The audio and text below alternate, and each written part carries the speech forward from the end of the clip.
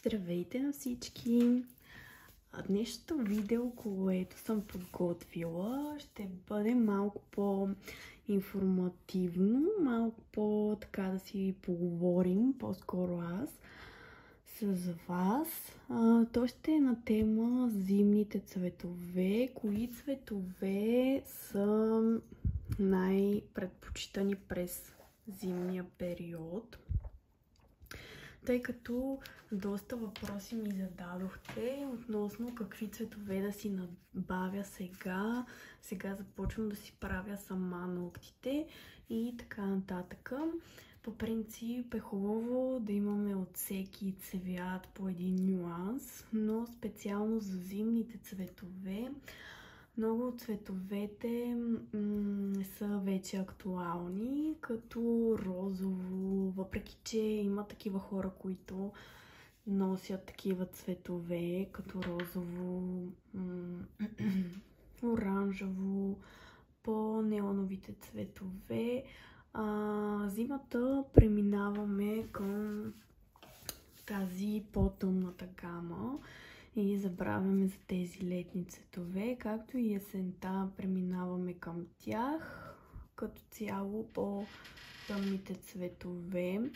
Но специално зимата има няколко определени цвята, които най-много се правят и най-много впечатляват, когато ни видят с тях. Като цяло, на първо място, черният цвят. Аз лично използвам черен цвят на Коди. Вие знаете, аз тази марка много я харесвам. 100BY е номера на лакът, който е черен. Аз много го харесвам, защото наистина е плътен и не оставя някакви петна. Също така се изпича добре и не е като повечето гел-лакове, които обикновено се белят и се чоплят. Черните специално. Но черният цвят като цяло, той наистина е зимен цвят, но той е и есенен.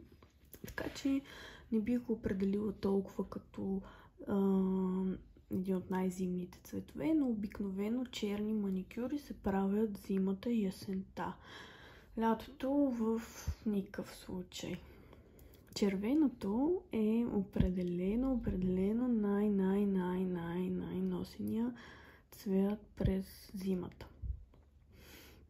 Той се свързва с Коледа супер много и повечето хора наистина носят червено.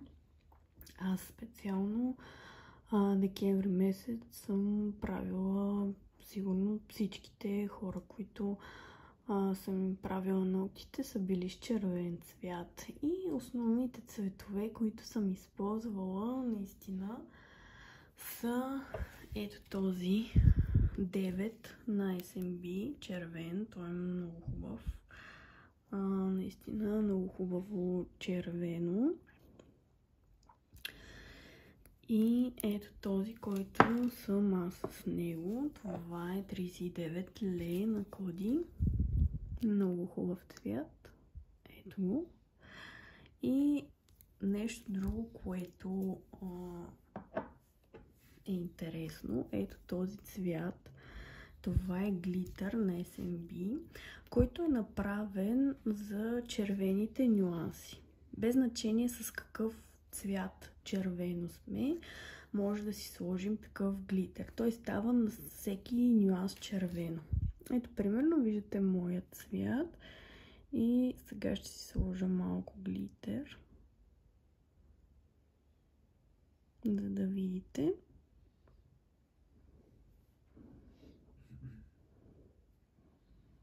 Ето.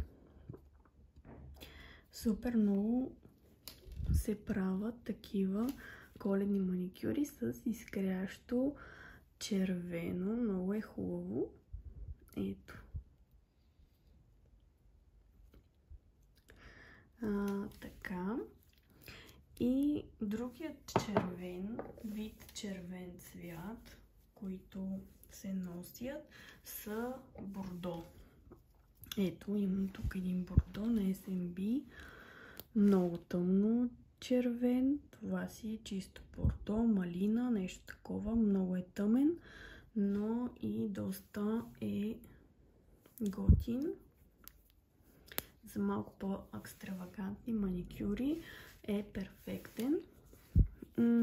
Интересното е, че зимата като цяло се носят всякакви нюанси червено. Дори по-светло, дори по-тъмно, в зависимост от предпочитанията. Така че червеното определено е топ цвета през зимата.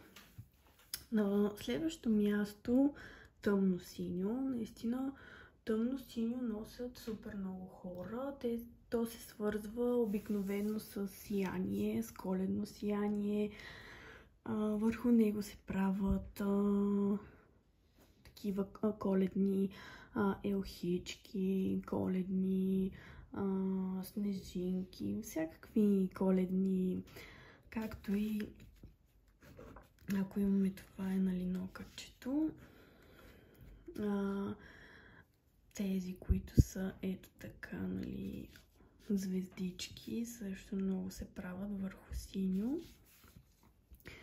Така че тъмното синьо определено е топ цвят. Другите нюанси на синьото вече не са толкова коледни, толкова зимни, тъй като те са за по-друг период, но специално тъмно синьото, то е топ цвета. Също заедно с червеното. Да. Тъмно-зелено. Това е един също много основен цвят за зимата. Причината е, че се свързва с коледната елха, която, както знаете, нали, се прави с зелено. Затова елхичката се прави в зелено и най-вече тъмно зелено. Светлите зелени цветове не е толкова. Аз имам един зелен, който ми е супер любим.